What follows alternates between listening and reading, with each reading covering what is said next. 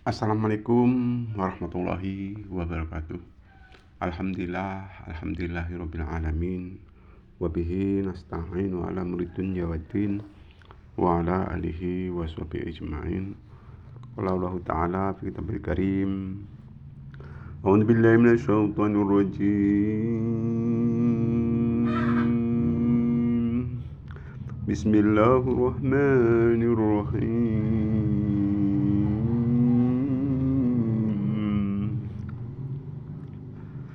Qala wa man yaqnatu min rahmati rabbih illa dhallun.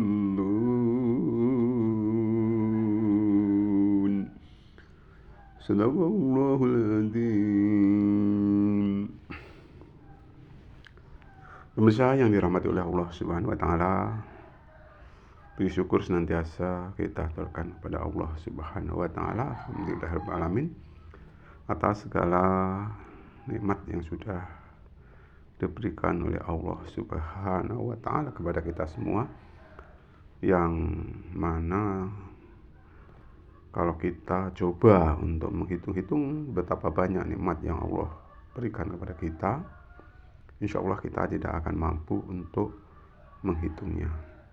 Mudah-mudahan kita termasuk orang yang mampu ataupun yang bisa ataupun yang pandai untuk mensyukuri segala nikmat yang sudah diberikan oleh Allah Subhanahu wa taala. Amin amin amin ya rabbal alamin. Salawat dan salam semoga tetap tercurah kepada junjungan Nabi besar kita Muhammad sallallahu alaihi wasallam, yang senantiasa kita nantikan syafaat ataupun pertolongannya kelak di yaumil qiyamah. Amin amin amin ya rabbal alamin.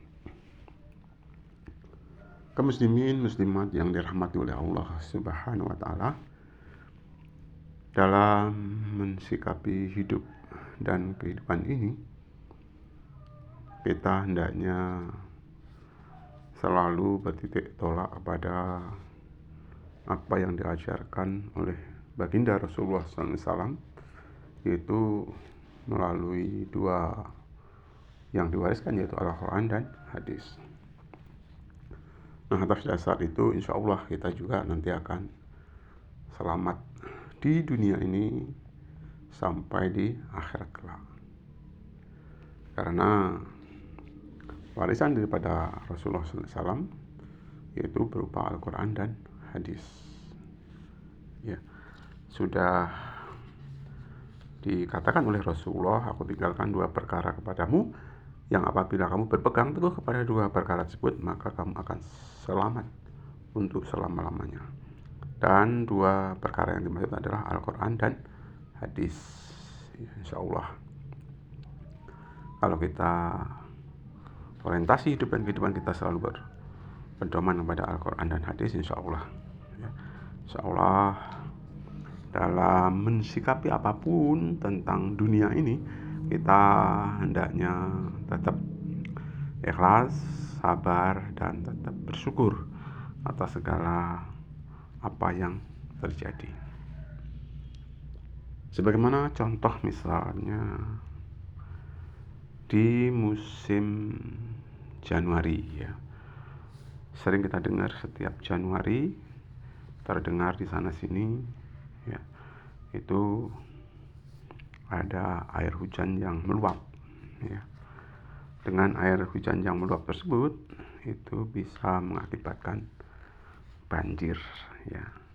Bahkan sebelum Januari pun itu kadang-kadang di bulan Desember itu terjadi hujan lebat sehingga mengakibatkan banjir, ya sering dikatakan Desember, ya, orang Jawa bilang katanya gede-gede ini sumber, ya, maksudnya sumber air itu terlalu besar sehingga mengakibatkan banjir, ya. Sumber yang dimaksud bisa jadi, ya, sumber yang berasal dari awan atas, ya, sehingga mendung sudah nggak bisa nahan, terjadilah hujan. Kaum muslimin muslimat yang dirahmati oleh Allah Subhanahu wa taala, tetap waspada ya dalam mensikapi hal tersebut ya. Jangan sampai terjadi suudzon kepada Allah Subhanahu wa taala. Karena insya Allah Subhanahu wa taala memberikan apapun ya yang terjadi pada diri kita semuanya ini hakikatnya sudah diukur ya, sudah diukur oleh Allah Subhanahu wa taala kan kemampuan kita. Jadi Allah tidak akan menguji manusia, tidak akan memberikan cobaan kepada manusia di luar batas kemampuannya. Ya. Jadi kita ya tetap ya ikhlas, sabar, tawakal, syukur ya terhadap apapun ya yang terjadi di muka bumi ini. Muslimin muslimat yang dirahmati oleh Allah Subhanahu wa taala, bukankah semua apa yang kita miliki ini hanyalah titipan dari Allah Subhanahu wa taala? Ya, misalnya terjadi hujan mengakibatkan harta kita ya mungkin hilang ya, mungkin lenyap ataupun mungkin bisa jadi lepas dari pandangan kita karena ditimpa oleh hujan. Kita harus tetap sabar. Semua itu adalah titipan dari Allah Subhanahu wa taala. Ya. Kalau sudah Tuhan berkehendak ya kita nggak bisa berbuat apa-apa. Karena semua di dunia yang terjadi ini atas izin daripada Allah Subhanahu wa taala. Itu kepada teman-teman semuanya yang mungkin ya menganggap hujan itu musibah, itu sebenarnya juga bersabarlah ya, bahwa hujan itu adalah rahmat dari Allah Subhanahu wa taala. Ya. Jangan sampai gara-gara hujan mengakibatkan kita justru jauh dari Allah Subhanahu wa taala. Jangan sampai. Justru kita mendekat kepada Allah Subhanahu wa taala, mohon perlindungan. Ya. Karena semua itu atas kehendak daripada Allah Subhanahu wa taala. Kaum muslimin muslimat yang dirahmati oleh Allah Subhanahu wa taala, ya. Semua apa yang terjadi itu hakikatnya ada hikmahnya. Sisi positifnya itu ada. Ya mungkin ada sedikit juga sisi negatifnya, tetapi kalau kita betul-betul mencermatinya itu insya Allah lebih banyak sisi positifnya. Ya, hanya saja seseorang mungkin agak berpandangan lain tentang dunia ini sehingga mereka mengambil dari sisi negatifnya lebih besar. Nah, hakikatnya sisi positifnya insya Allah yang lebih besar. Ya, apapun itu musibah itu insya Allah sisi positifnya hakikatnya kalau kita bicara tentang hakikat itu lebih besar. Karena dengan adanya teguran-teguran ataupun cobaan-cobaan yang diberikan oleh Allah Subhanahu wa taala menguji kepada kita akan keimanan ketakwaan kita. Sejauh mana jiwa kesabaran kita, sejauh mana keikhlasan sabar kita, ataupun sejauh mana pandangan kita terhadap kekuasaan Allah Subhanahu wa taala. Kaum muslimin muslimat yang dirahmati oleh Allah Subhanahu wa taala, tadi di awal sudah saya bacakan ya salah satu ayat di dalam kitab suci Al-Qur'an, yaitu surat Al-Hijr ayat 56 ya. Di situ Allah Subhanahu wa taala menyebutkan ya, qala wa may yaqnatu mir rahmati rabbih illa dhallun ya. Yang mana makna yang terkandung di dalam ayat tersebut adalah berfirman Allah, tiada yang berputus asa daripada rahmat Tuhannya melainkan orang-orang yang sesat. Nah, dari ayat tersebut kita tidak boleh putus asa atas rahmat daripada Allah Subhanahu wa taala. Termasuk mensikapi kaitannya dengan terjadinya banjir akibat hujan. Ya, banjir rata-rata diakibatkan hujan, ataupun bisa jadi bendungan yang istilahnya itu nggak kuat menahan air sehingga terjadi bendungan jebol sehingga banjir. Kaum muslimin muslimat yang dirahmati oleh Allah Subhanahu wa taala, jangan sampai kita istilahnya itu putus asa dalam mensikapi hidup dan kehidupan ini.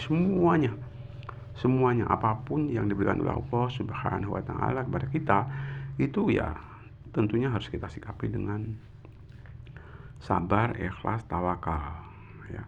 Sabar, ikhlas, tawakal, syukur harus kita bawa dimanapun kita berada, ya. Sehingga ada sebagian orang-orang tertentu, ya tentunya orang yang non-muslim, mereka kadang-kadang heran kenapa orang muslim ini ketika diberi ujian, ya, cobaan, ya, ataupun rintangan apapun, mereka bersabar. Ya, begitu mendapat suatu keberuntungan, ya, mereka bersyukur. Nah, sehingga dua hal yang dimiliki oleh orang muslim, ya, bersabar dan bersyukur, ini ya seolah-olah orang lain menjadi iri, kenapa kok bisa begitu, ya. Bersabar, bersyukur, memang sepintas ya kata-kata sabar, kata-kata syukur, ya, semua orang yang istilahnya itu diberi panca indera lengkap mudah untuk mengucapkannya. Bersabar itu mudah untuk mengucapkannya, tapi realisasi dalam kehidupan sehari-hari bagaimana kesabaran itu, tentunya itu merupakan suatu proses, ya. Bahkan sebenarnya bersabar di sini, ya, bukan hanya saat kita mengalami musibah, saat kita mendapatkan suatu keberuntungan pun, saat kita mungkin ada posisi di atas, ya, mungkin ya orang itu dikatakan kaya, dikatakan sehat, itu kesabaran tetap harus dimiliki. Jadi walaupun bagaimana posisi bagaimanapun kita harus tetap bersabar, ya. Dikasih harta berlebih kita harus di samping bersyukur juga harus bersabar. Jangan sampai dikasih harta yang berlebih, ya, justru kita manfaatkan dengan hal-hal yang tidak diridhoi oleh Allah Subhanahu wa taala. Pokoknya pandai-pandailah kita, karena apa-apa yang ada pada diri kita nantinya akan dipertanggungjawabkan di hadapan Allah Subhanahu wa taala. Bahkan ada suatu kisah keterkaitan dengan orang yang diberi harta, orang yang diberi ilmu, dan orang yang diberi, ya, kekuatan. Yang beri harta ditanya, bagaimana dengan harta yang kuberikan kepadamu? Ya, dia menjawab, katanya hartanya untuk bersedekah. Padahal itu ada pamrihnya nanti di alam akhirat, ya. Kamu bohong, kata Allah, ya. Hartamu kamu amalkan tidak lain hanya kamu supaya dianggap orang yang dermawan. Begitu juga orang yang diberi ilmu, dengan ilmu yang kuberikan kepadamu, apa yang kau perbuat di dunia, kata Allah. Ia mengatakan, ya, saya mengamalkan ilmu karena engkau, ya Allah. Nah, apa kata Allah? Ya, bohong, kamu mengamalkan ilmu kamu supaya kamu dianggap orang yang pandai, orang yang alim. Nah, akhirnya semua dua-duanya dilempar ke neraka. Kemudian yang ketiga, ya, orang yang diberikan istilahnya itu harta, ya. Dengan harta yang kuberikan kepadamu, apa yang kamu berbuat? Ya, katanya tadi untuk sedekah, padahal bohong. Kemudian yang diberi istilah itu kekuatan, ya, ditanya oleh Allah, dengan kekuatan, keberanian yang kuberikan kepadamu, apa yang kamu perbuat? Ya, saya berjuang, ya. Berjuang karena Engkau ya Allah. Tapi apa kata Allah? Ya, tidak, kamu berjuang, ya, menegakkan kebenaran supaya kamu dianggap pahlawan. Jadi ketiga-tiganya ya akhirnya dilempar ke neraka. Ya. Ini salah yang pandang yang mudah-mudahan bisa jadikan ilustrasi buat kita akan tingkatnya keimanan dan ketakwaan kita pada Allah Subhanahu wa taala. Itu saja, lebih kurang saya minta maaf. Saya akhirnya assalamualaikum warahmatullahi wabarakatuh.